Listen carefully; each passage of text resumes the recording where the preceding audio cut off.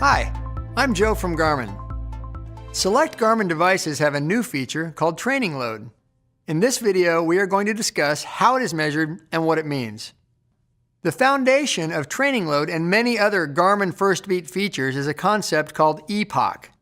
EPOC refers to excess post-exercise oxygen consumption, and it is the heart of how Garmin evaluates your running, riding, swimming, or other exercise. EPOC is sometimes referred to as the afterburn of exercise.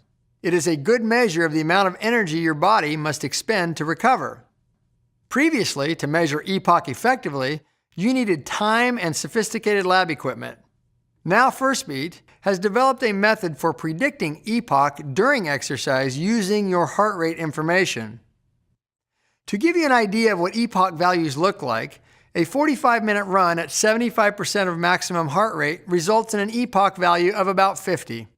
For very light exercise efforts, less than 65% of maximum heart rate, EPOC accumulates very slowly, but at high intensities it shoots up quickly.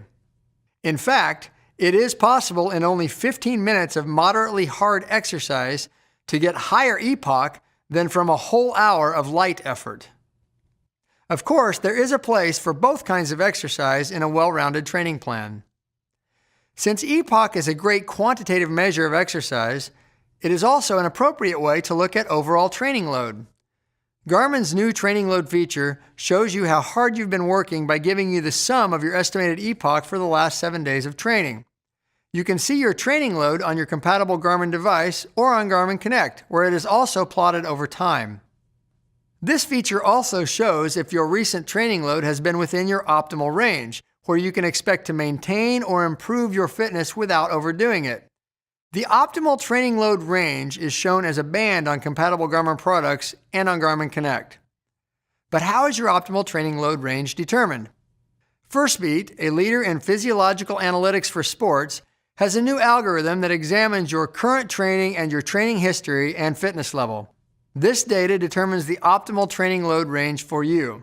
That means as your fitness level and training habits change, your recommended optimal training load will also change. Now that you know all about EPOC and how your training load is calculated, you can keep an eye on it and stay in your personal sweet spot. For more information about physiological metrics and how to use them to your advantage, check out the other videos in this series.